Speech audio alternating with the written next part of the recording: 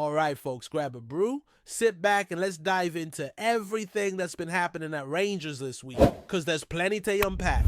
The boys in blue had themselves another behind-closed-doors friendly this time against Dunfermline, and it was a rout, a 4-1 win, comfortable, dominant. The kind of result that gets you thinking, especially when you look at who featured and how they lined up. Now, this isn't just about another bounce game. It's the kind of match that hints very strongly at what Russell Martin's thinking going into that crucial clash against Panathinaikos on the 22nd. Now, what's interesting here is that Martin, ever since he took the reins, has been keen to shield his squad from the noise. We've seen it all preseason. No big spectacles, no fanfare, just hard graft behind the scenes. That's not by accident. The gaffer knows fine well that his appointment didn't exactly light up fire under the entire fan base. It was met with raised eyebrows more than raised glasses, let's be honest. So what's he done?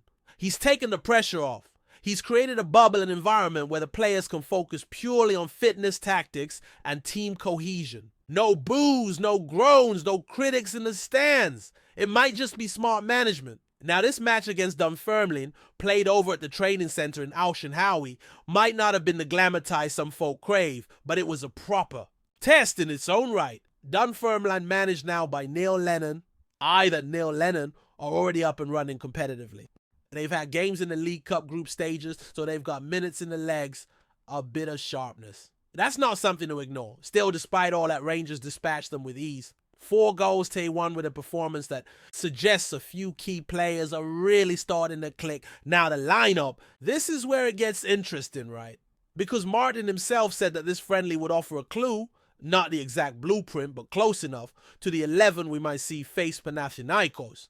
Jack Butland between the sticks solid, as ever. Then at the back, James Tavernier, J.G. Arends, John Sauter, and Max Aarons. In midfield, it was Rothwell Raskin and Diamande. And up top, a front three of Asgard Dow and Danilo. Immediately, a few eyebrows get raised. First off, that back four. How's it actually shaped? And second, what's Kieran Dowell doing back in the mix again? Let's start with the defense. It's looking increasingly likely that Martin is set on sticking with Tavernier at right back. He's our captain. But that's also a decision that splits opinion like a Glasgow derby on a Monday morning. And Max Aarons, a right footer at left back, that's Bowmate. It raises fair questions. Has the manager completely written off Ridvan Fraser and Hefty? Is this an admission that he doesn't rate any of the natural left-back options? Or is he just desperate to shoehorn Tavernier into the team, even if it means awkwardly shifting others?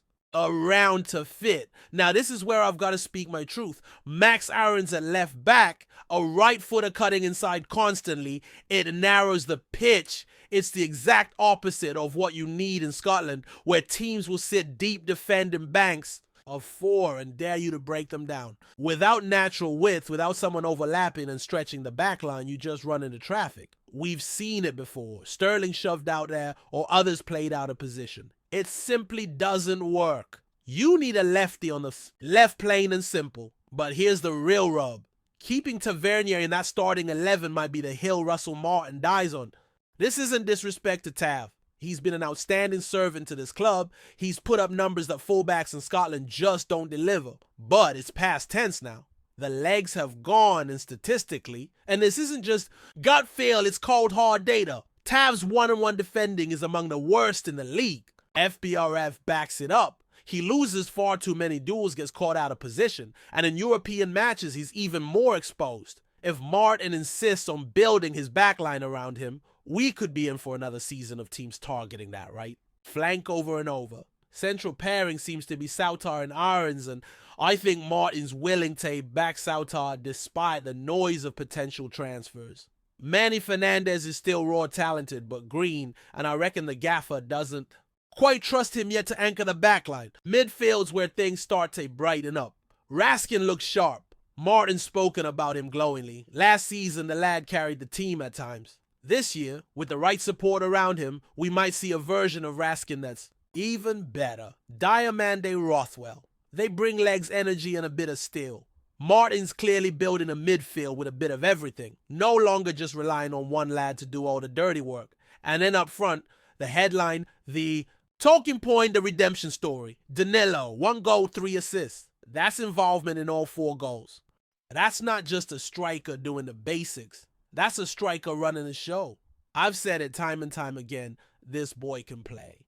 You don't get picked up by Ajax if you're a donkey. You don't bag goals for Feyenoord if you're a passenger. He's got pedigree. And more importantly, when he's fit, he's quality. Folk have been quick to write Danilo off. Said he's injury prone, said his attitude stinks, said he's not up for the fight.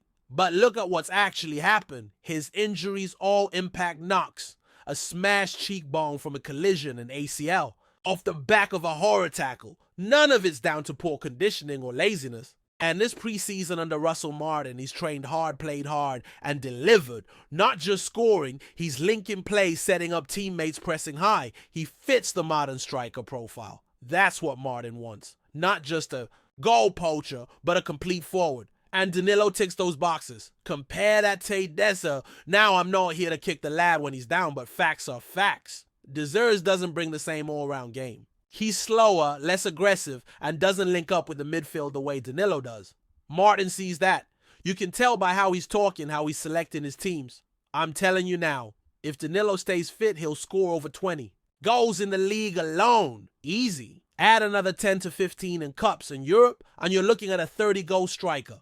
We've not had one of those in a long time. Then there's Kieran Dowell. Now I know plenty of you rolled your eyes when his name popped up again. Last season he was poor, no getting around it, but the whispers out of the camp are that he's been brilliant in training, and Martin clearly likes him. 3 games in a row he started now. That's not just a hunch, that's faith. Maybe it's a fresh start. Maybe he was stifled under Beale and Clement, 2 managers who clearly didn't get the best out of what they had. Sometimes a player just clicks with a new gaffer, and maybe, just maybe, Dowell's found out with Martin. Time will tell. Asgard also got on the score sheet, which is always good news. You want new lads hitting the ground running, building confidence before the real tests start. And speaking of lads on the way out, Clinton Insiala's set to move on, with reports suggesting Belgian clubs are circling. Westerlo looks the most likely destination. And it just so happens their manager is a familiar face, Ismail Charai, a former Rangers assistant. Now that could be a smart move. Clinton's still young, still got potential, and he's been criminally underused. A loan spell where he plays 30-40 games could do wonders. Let him develop, come back sharper, stronger, ready to fight for a place. It's a shame though, because I do think he's got something to offer. A ball-playing center half with composure, but again under Ferguson the confidence was sucked out of him. Same old story. And let's talk about Ferguson. Barry the legend, the captain, the warrior on the pitch. No argument there. But as a manager, he was a disaster. Harsh but true. He didn't trust the youth, didn't manage his squad, didn't play to the strengths of the players he had.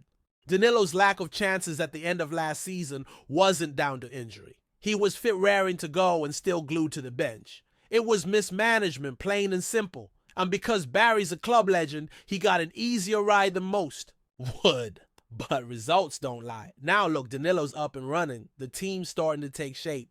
And Russell Martin, love him or hate him, has a vision. He's got a system. He's building something. There's a spine emerging, but there's still big calls to be made. Will Ridvan get a shot at left back? Will Tavernier remain undroppable? Will Desires be sold or simply benched into oblivion? It's all up in the air.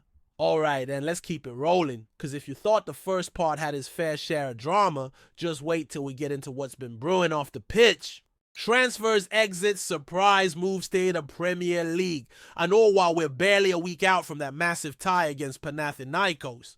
It's never dull at Ibrox, is it? So let's start with a name that's been floating about a lot lately. Clinton Insiala. Big centre half, decent on the ball. Young still got bags of potential. But it looks like his time in Govan might be winding down, at least for now. Word is he's been told he's not part of the gaffer's immediate plans, and fair enough, with the likes of Saudar, Manny Fernandez, and now Yefeko pushing ahead of him in the pecking order. Doesn't mean the lad's finished, far from it. Sometimes a loan spell's exactly what a player needs, and in this case, it could be just the making of him. Now where's he headed? The Belgian Pro League. That's where not one, but 2 clubs are sniffing around him. Westerlo looks like the front runner, and here's the kicker. The manager there is none other than Ismail Charai, who knows Nsiala well from his time on the Rangers coaching staff. That could make all the difference. When a manager already knows your strengths, your attitude, your character, you're not walking in blind. You're walking in with someone already in your corner. Westerlo finished mid-table last season, not challengers, but steady, and they're looking for reinforcements at the back.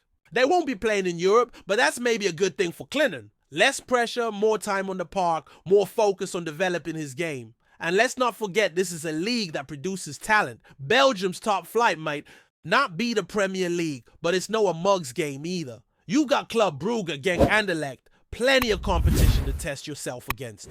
He'd be up against proper forwards, and he'd be learning on the job every single week. The other team interested Zulte Waregem, just promoted back to the top tier Hungary to stay up and make a mark. It'd be a scrappier environment, less Polish, more fight, but again, that might suit him. Still, if you ask me, Westerlo seems the smarter fit. Charais there knows him, trusts him, could make a big difference. You get the sense that if Nsiala can rack up 30-plus games, come back sharp and confident, he could still carve out a role at Rangers in future. The club has a habit of loaning boys out only for other teams to reap the benefits. This time, maybe we'll be the ones who cash in. Speaking of exits, Ben Davies is another name, expected to be out the door soon, with Birmingham City leading the chase. Look, it was always a strange fit. Davies came up from Liverpool's reserves, never quite settled, and if we're being honest, never really looked comfortable in a blue shirt. No real disaster, but no standout performances either. It's probably best for both parties if he moves. On! The rumored fee's not massive, but at this point, it's more about clearing wages and making room for players the manager actually sees a future with. Now while some are heading out, one former Ranger is heading up. Big move, huge. In fact, Colin Stewart, former goalkeeping coach at Rangers, has landed himself a top job down south. Not just any job. We're talking Liverpool Football Club. Aye, that Liverpool. Champions of England, one of the biggest clubs on the planet. And Colin's now part of Arne Slot's backroom team. It's no small thing that. It's a massive vote of confidence in the work he did here. He's joined as a new goalkeeper development and pathway lead, which means he's not just coaching keepers, he's working across all levels, linking the academy with the senior team, planning loan moves for the young lads and supporting Liverpool's main goalkeeping coach day to day. He'll be working with the big names, Alisson Becker, Kalman, Kelleher, the lot. But more importantly, he's got a key role in shaping the next generation of Liverpool goalkeepers. 9 years he gave Tay Rangers, started in the academy. Then moved up there, the first team set up, worked under multiple managers, saw highs and lows. He was there when McGregor was still bossing. It saw the emergence of Robbie McCrory and was part of the team that helped us win 55. He never made a fuss, never chased headlines, just got on with his job. And now he's been recognized by one of the best clubs in Europe. Fair play to him. Now you could say that's another one Rangers let slip through the cracks. That's 2 now if you count Giovanni van Bronckhorst, now the assistant manager at Liverpool working alongside Slot. Gio's another who maybe didn't get the respect he deserved when he left. I was never calling for his head, and I stand by that. He was shafted by the board, plain and simple. Still good to see both men landing on their feet, and at the highest level too. Just goes to show the quality we've had in our coaching. Ranks. Back to matters on the pitch, and with the Panathinaikos clash looming, the big question is who's fit and who's not. The signs point strongly towards Danilo starting up top, and for good reason. With Dezers and Hamza both way behind in terms of fitness, neither is likely to feature from the start. They missed large chunks of preseason, and that matters. Folk underestimate it, but missing those foundational weeks under a new manager. When tactics are set, systems explain, chemistry built. It leaves you chasing the pack. So unless there's a miraculous recovery, expect Danilo to lead the line. And honestly, that's not a bad thing. Like I said before, he's firing on all cylinders now. He's fit, confident, contributing to every part of the attack. He presses, he links play, and he's clinical. If he keeps this form, we might finally have a striker worthy of the number 9 shirt again. And don't be surprised if JD Kasama gets a run out too. The new boy's been integrated quickly, and Martin's spoken highly of him. He's sharp, tidy on the ball, and brings energy to midfield. He might not start, but expect him off the bench. Maybe around the hour mark. Same with Asgard. Another one the gaffer's clearly taking a shine to, and he's got that Nordic engine. Just keeps going, doesn't stop running. Now there's still question marks over certain players. Design Man and a few others weren't in the squad for the Dunfermline game, and you've got to imagine that's because their conditioning's not there yet.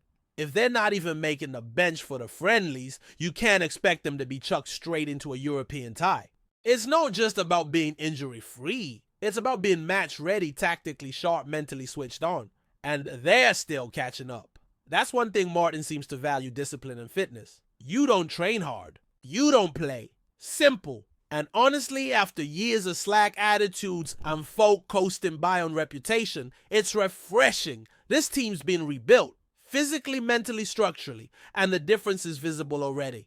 No more playing favorites. No more lads walking into the team just because they got a name on their back. Looking ahead, you can feel the shift, can't you?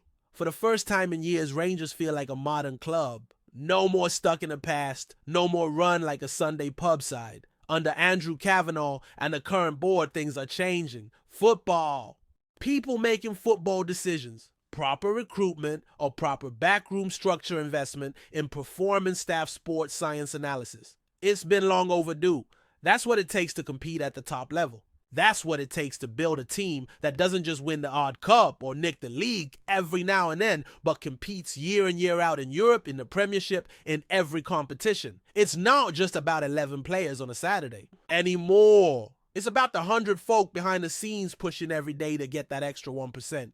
And look, I get it. There's still plenty to prove. The season hasn't started. The tests haven't come. But for once, we're now turning up undercooked. We're no guessing our way through preseason. There's a plan, there's structure, and the players look fitter, hungrier, more united than they have in a long time.